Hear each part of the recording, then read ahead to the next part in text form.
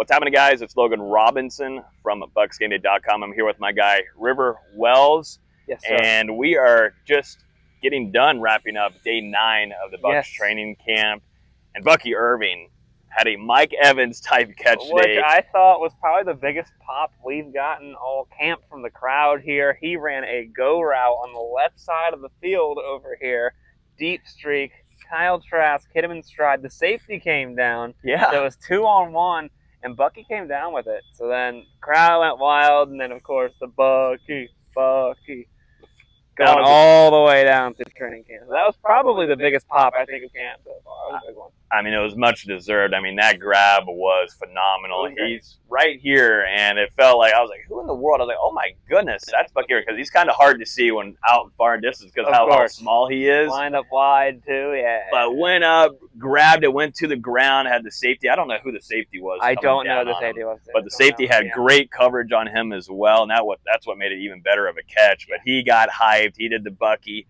He was flexing on him. That was awesome. So what a nice grab from Bucky, who's also had, I think, a really good last couple of days in the run game as well. Him and Rashad White. Josh Parrish got it nice. We went to the goal line. I said the wrong first name. Jacob.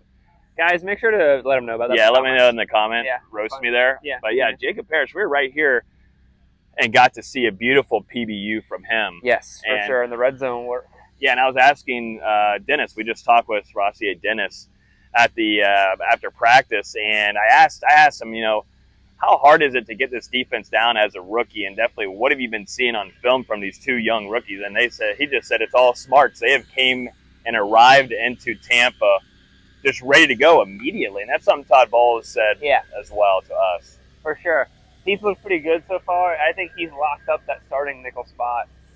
Credentialed has made the team already, of course, as Todd Bowles told us. However, it's looking like Jacob Parrish is going to take that nickel spot, and he's earned it. He's made some great plays like that. He's done some good stuff, and we'll see what happens as his camp continues on. You could come by. Come on in. Absolutely. It's going good. Just recapping day 9. No, you're good. You're all good. And then Jamel Dean. I mean, he had a potential interception. It's like one of those usual Jamel Dean interception drops. Couldn't hang on to it. It was a deep ball. Couldn't hang on to it. It was a lofty throw. There was a lot of potential. I believe he was on Garrett Green. It was a floater by Connor Bays. And you just knew, Jamel Dean's got it. Nope. Dropped that interception, which was kind of he was upset when he came back up from the ground. He had that sort of DV thing that they do. But, dang it. He's going to want to hang on to those, man. Yeah. That's another few reps in the jugs machine, probably. That's something that he's got to improve on. I recorded here, and Antoine Winfield got a really nice sack earlier. And he did. One of those ones where he flew by Kyle Trask and then rose his hand and swatted him, basically saying, hey, I would have got you. Yes. But you can't, obviously, especially with Baker Mayfield still out today. Kyle Trask and Connor Bazelak once again taking the lion's share of the reps. But Todd Bowles did confirm to us just over here in the media tent, Baker Mayfield will be back next week, probably Tuesday, because we have a 2-day break from Sunday to Monday. Yep. I'm assuming Tuesday he'll be back at it. Getting ready for a joint practice with Tennessee Titans on Thursday. I'm very excited about that. That's going to be a lot of fun. Yeah, Cam Ward has not been talked about enough. That's what all the national people are saying. They said they're not talking about enough. Well, you're the one on the job. You can talk about Cam Ward. We will talk to you guys about Cam Ward. We'll see if Cam Ward throws any interception to these DBs that have been when he comes here. That have been flying around. Now, there were a handful of players that were out again today. I saw Reddick. He had some time off. It felt like I meant to ask Todd Bowles about that. But day he off, still had his jersey on and everything, just doing some stretching and stuff. Did not see Levante David out here today. No.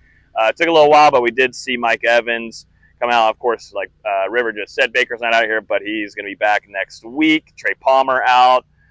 You had Tez Johnson out, Cameron Johnson. So, a lot of these wide receivers getting some rest and expected to probably be a full go once we get into this co-training camp with the Titans. For sure, and practice was short today, ended at 10.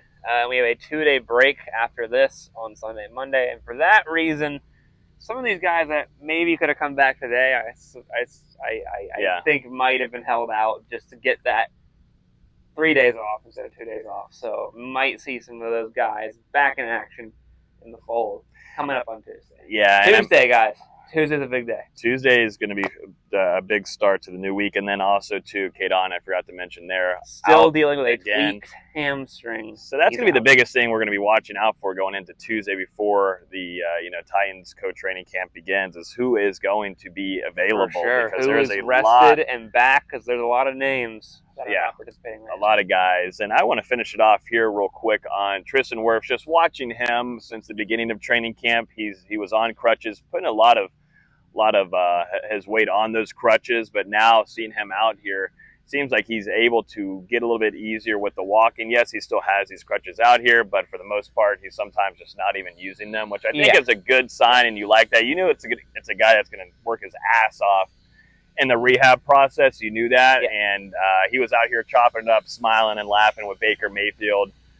So I just kind of noticed those little things here and there, and that's a good sign, I think, for your all-pro, one of the best tackles in football. You could say, since we're on the Bucs YouTube channel here of Fanbase, it is the best tackle in football. You could say that. Top 3, probably not 3.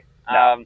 Yeah, even on Tuesday in the indoor practice facility here, he was putting the crutches down and kind of giving some tackles some help, some motion. So he's moving around pretty well. Logan Hall, we spoke with Logan Hall. He said that Kalijah Cansey is getting prepared for a 10-plus sack season ahead for him. Love that. Yes, they would. And then he compared Vita Vea, who also, I was talking with Greg Allman of Fox Sports. He has not had a rest day. Vita Vea has not had a rest day in years past. So we know Vita Vea does have some days off as a vet days, but this man has been full go, all gas. But just pure pain for the entirety of training. Poor Graham Barton, right? Yeah. Poor Graham Barton. But Vita Vea is Titanic, is what Logan Hall said. So he's being compared to the Titanic there. You noticed this earlier, though, real quick, too, before we leave. We had some offensive line shuffling. We can't leave the people without giving them the good stuff. We did. Looks like they're running an emergency contingency offensive line. Yeah. It featured Graham Barton at left tackle. It featured Elijah Klein at left guard and Ben Bredesen at center. I'm guessing this is to make sure that these guys get reps at this position just in case something happens during the regular season. Todd Bowles said, I hope to God that doesn't happen. But just in case it does, we're getting these guys some training and some cross-training at positions they wouldn't normally play if they have to move over. Yes. And then to finish it off, Srasier Dennis did tell us he feels the healthiest in like the last 2 to 3 years. Like, he feels really, really good, which is a good sign. It is best shape of his life training camp season, so take that as you will. Yes. However, the Bucs are going to need him to be healthy like that because he's going to be starting. He's going to be playing alongside Levante David, hopefully. And if that's the case, they're going to want him to be able to carry that starting momentum throughout every game this season. Yep, he said that shoulder feels really, really good once you put the pads on. So that's a great sign for you guys on the defensive side of the ball at the second level. But that's going to do it for us, wrapping up day 9 of the Buccaneers training camp. We'll be back on Tuesday morning with another instant reaction. And we got Tennessee Titans stuff to talk about. It's going to be fun and competitive. Rivers already headed out. He's ready to enjoy this 2-day break. Tuesday. Hit the like button, hit the subscribe button. We'll see you in the next instant reaction. Peace.